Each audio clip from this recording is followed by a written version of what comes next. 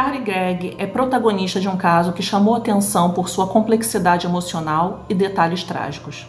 Carly foi acusada de um ato trágico que levantou debates sobre saúde mental, relacionamentos familiares disfuncionais e motivações por trás de atos extremos.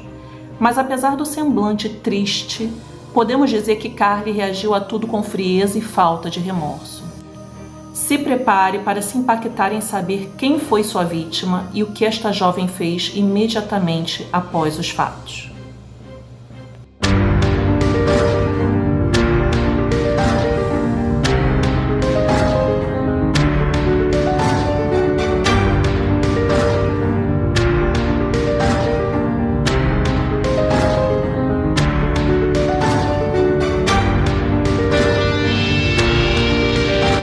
Olá pessoal lindo do canal Serial Crimes, hoje eu trouxe um caso bem tenso aqui para vocês. Mas antes de começar, gostaria muito de deixar meu pedido para vocês que assistem meus vídeos e não são inscritos ainda, pois vejo que muitos que me acompanham ainda não se inscreveram ou nem sequer deixam um like. Então pessoal, preciso muito que vocês façam isso para o crescimento do canal. Muitas vezes nós temos tantos 1000 views e não chegam nem a 100 likes. Então, antes de começar esse vídeo, eu já deixo aqui meu pedido. É algo tão rápido, mas que vai ajudar muito no engajamento do canal, tá bom? Mas, enfim, depois do meu pedido, eu já vou começando o caso. Vamos começar o caso falando sobre Ashley Nicole Smiley, que era mãe de Carly, que nasceu no dia 11 de abril de 1983 na cidade de Stuart, na Flórida. Ao longo de sua vida, ela se mudou para o Mississippi, onde viveu a sua vida lá, e ela amava a Flórida, amava viajar para lá, para as praias, para a Disney. E ela lecionou no departamento de matemática da Northwestern Hank High School e tinha um talento para matemática, tecnologia e artes. Ela também gostava de ler e passar tempo com a família, seja relaxando, jogando videogame, ou levando seus cachorros, que eram o Wheat e Finn, para longas caminhadas. E apesar de todas as suas obrigações no trabalho, a Ashley morava com Kevin Gregg, com quem teve a sua primeira filha, chamada Natalie Gregg, e depois, em 2009, o casal recebeu sua segunda filha, que foi a Carly Madison Gregg. Ashley amava suas filhas, mas a cada dia a convivência com o pai das filhas ficava cada vez pior, pois ele era diagnosticado com bipolaridade. Além disso, ele consumia substâncias ilegais e tudo isso na frente das próprias filhas. E ela simplesmente não podia aceitar mais aquela situação. Diante de todo o conflito, o pior aconteceu. Natalie, a filha mais velha do casal, veio a falecer por causas não reveladas. Na época do acontecido, Carly tinha 4 anos e aquilo a afetou profundamente. Uns anos mais tarde, o inevitável aconteceu. O casal se divorciou e Carly começou a ter episódios depressivos, o que a levou a se autolesionar.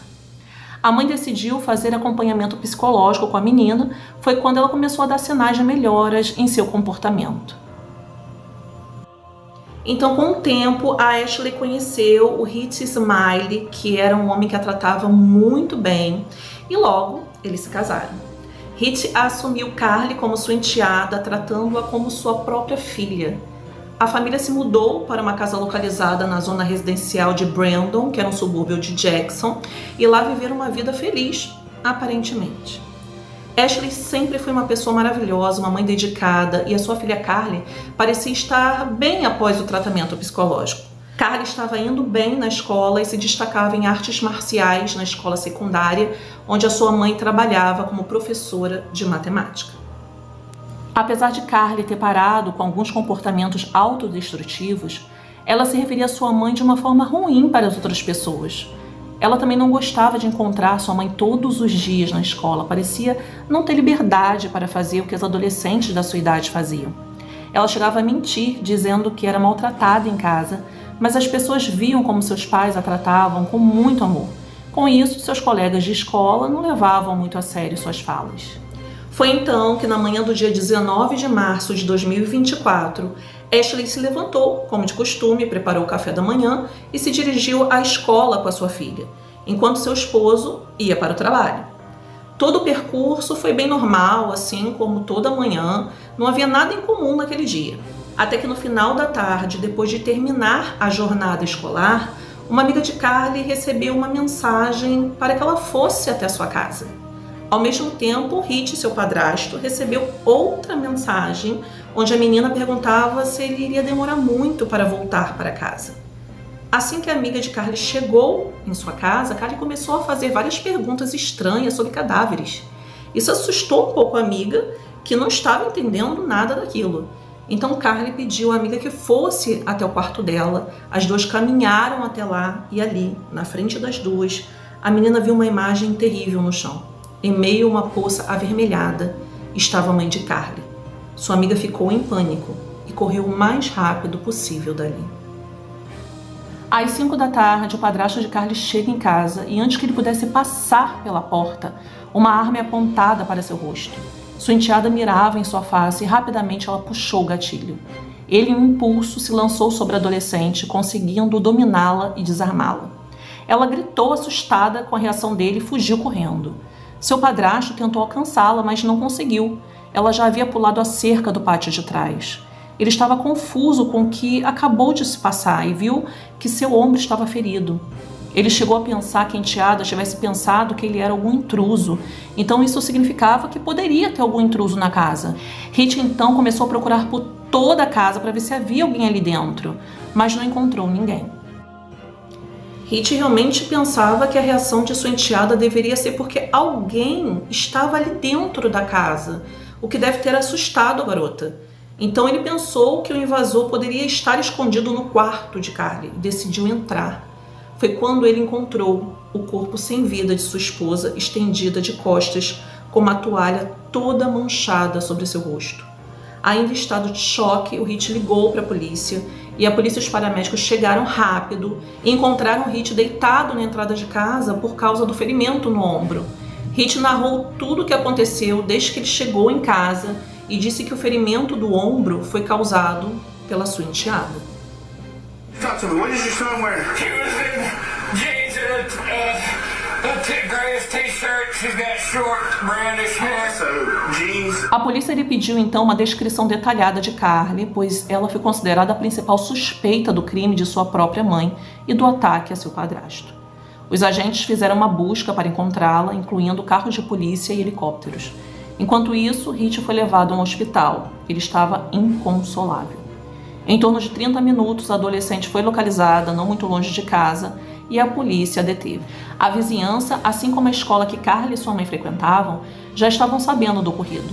Carly foi enviada para o Centro de Detenção Juvenil do Condado de Rankin. Enquanto isso, o corpo de sua mãe foi levado ao médico forense do estado para realizar as respectivas análises forenses. Uma amiga da escola de Carly mencionou à imprensa local que nunca viu nenhum sinal preocupante na menina, que pudesse sugerir algum problema mental. E a maioria dos seus amigos na escola e os professores afirmavam que não houve nenhuma mudança em seu comportamento. Mas à medida que avançava a investigação, os detetives descobriram que o vídeo da câmera de vigilância da sua casa mostrava o quanto Carly estava indiferente ao que havia feito naquele dia com a sua mãe. Parecia que o fato de ter acabado com a sua mãe de forma tão cruel não afetava em nada. Com base nessa evidência, durante sua primeira audiência no tribunal, Carly foi acusada como adulta e acusada de tirar a vida de sua mãe.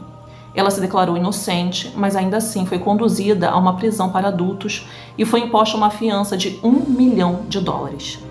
A partir desse momento, as redes sociais se encheram de mensagens amorosas para a querida professora, enquanto os perfis de Carly recebiam milhares de mensagens de indignação. Na tarde do dia 28 de março de 2024, foi feita uma homenagem para Ashley na Igreja Batista da localidade em que ela morava. A família solicitou que, em sua honra, em lugar de flores, se fizessem doações a uma fundação que ela trabalhava com pessoas afetadas pela atrofia muscular espinhal, também conhecida por suas siglas AMI. Mas, semanas posteriores, a polícia soube que Carly estava medicada devido a um transtorno de personalidade limítrofe caracterizado pelas drásticas mudanças de humor. E após muitos depoimentos de amigos e conhecidos de Carly, foi permitido traçar um perfil da sua personalidade. E ao mesmo tempo foi revelado a existência de certos detalhes que pareciam contradizer aquela aparente imagem que a maioria tinha dela como uma filha e aluna exemplar. Mas os policiais precisavam saber o que motivou uma filha a fazer aquilo com a própria mãe. Então eles continuaram a colher depoimentos. Um dos amigos de Carly disse que ela tinha várias fotos de coisas relacionadas à morte em seu laptop e que era fã da banda Nirvana, e muitos de seus amigos diziam que a jovem frequentemente falava da sua mãe com ódio. E esses mesmos amigos diziam que Ashley falava com muito orgulho da sua filha. No entanto, os detetives se atentaram quando um estudante comentou que a escutou dizer que estava planejando tirar a vida de sua mãe. Mas de todos os depoimentos, o que permitiu que as autoridades chegassem a uma conclusão foi um depoimento de um colega de Carly que estava preocupado com seus discursos e atitudes violentas e decidiu falar sobre isso com a Ashley. Ele então mandou uma mensagem de texto contando tudo o que a sua filha fazia e dizia em suas costas, coisas que ela não tinha ideia de que a filha fazia frequentemente. Então, naquela tarde, a Ashley foi até o quarto de Carly e encontrou várias coisas ilegais, como cigarro, vaporizador de erva e até alguns celulares secretos, onde ela se comunicava com o namorado que a mãe sequer tinha noção que existia. Então, a Ashley confrontou sua filha, mas a menina sabia que embaixo do colchão do quarto do casal havia uma arma. Então, ela entrou no quarto, pegou o artefato, voltou para seu quarto, onde sua mãe estava, com a peça escondida em suas costas, e detonou 3 vezes. Sua mãe caiu no chão imediatamente. Após aquilo, Carly caminhou com calma para a cozinha e ela sabia que ali tinha uma câmera de segurança. Então, sabendo disso, ela ocultou a arma atrás de si, deixando-a sobre a mesa. Então, ela sentou em frente ao objeto, pegou seu celular e enviou as mensagens para sua amiga e o padrasto.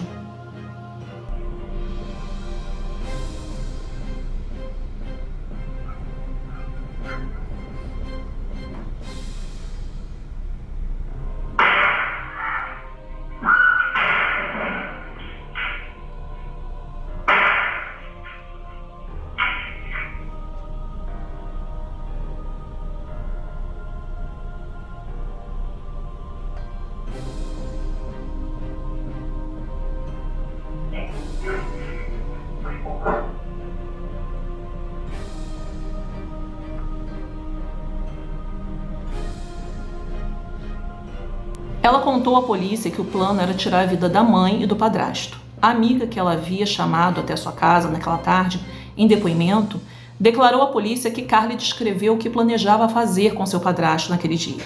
Carly disse que era maltratada pelos dois frequentemente, mas a polícia não encontrou nenhuma prova que respaldasse as acusações da menina. Carly podia enfrentar a possibilidade de receber 2 penas de prisão perpétua.